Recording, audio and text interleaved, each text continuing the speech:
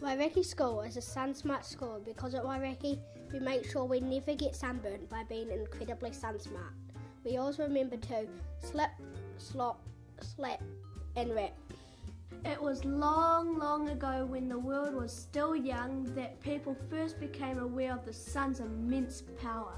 As the sun dipped and the sky turned to darkness, Maui and his brothers struggled to cook their evening meal. "I'm sick of the days being so short," Maui grumbled. "The nights are too long and the days are far too short. We have to do something to slow the sun." It was decided that Maui and his brothers should set out on a mission to slow the sun.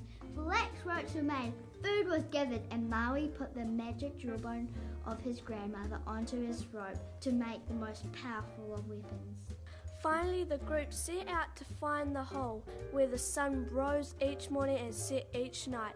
Through night and day and night, the brave warriors walked until they found the glowing hole where Tamanui Te Rā, the sun, slept. "We must be careful," Maui instructed. "We will hide behind these rocks and attack as he starts to rise." Crouched down behind the rocks, the group waited anxiously for the sun to appear. Maui and his brothers suddenly felt the burning hotness. "Huaki, attack, attack, attack!" ordered Maui as he led the charge, holding high his deadly weapon. Together they threw their flax ropes around the sun and started to strike it. Maui gripped his magic jawbone and violently thrashed the sun. Tamanui Te Rā cried out in pain. "Awhina, Kati, help, stop!" Maui took no notice and kept on stabbing the sun. Ropes cut deeply into the sun's flesh and Maui continued to beat it until finally it lay limp, groaning and crying in agony. Maui and his brothers stood over the crippled sun. "We will let you go, but you must always travel slowly across the sky," commanded Maui.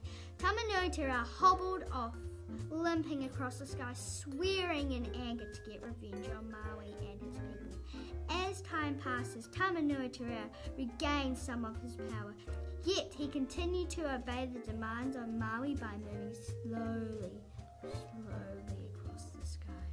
Back in the village, Maui and his whānau noticed that the days were hotter and that their skin was starting to burn from the powerful rays of the sun. "Oh, where?" they cried. "What can we do to protect our precious skin and to stop us from getting sick from the sun's revenge?" Taramahuta, the god of the forest, and his children saw the distress of the people and used their towering branches to provide shade. The shade blocked the scorching sun hitting the ground and created a cool place for people to be protected from the sun's burning rays. Over time, as the sun continued to burn its revenge on the world below, the people realized that their bodies needed still more protection. In desperation, they gathered feathers, skins, and fibers to make clothing that blocked the sun from burning their skin. They wove hats from flax to shade their heads and face. They created clothing to cover their backs and limbs. To this very day, the sun is still burning down his vengeance upon Aotearoa. The people of the world have to always remember to protect themselves from the angry burning rays of Tamanui Te Rā. Tanemahuta's children provide us with cool shade to slip under, to sit, and to play in. Plants and animals provide us with materials to create clothing to slip into. Clothing covers our skin from the harmful rays of the sun. We also have sunglasses to wrap on to protect our eyes. As time has passed, the people of the world have invented sunscreen. We slop it onto the parts of our body that is visible to the sun to provide a protective barrier to keep our skin safe.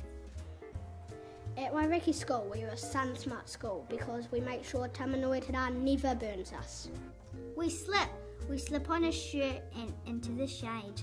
We slop on some sunscreen to protect our skin.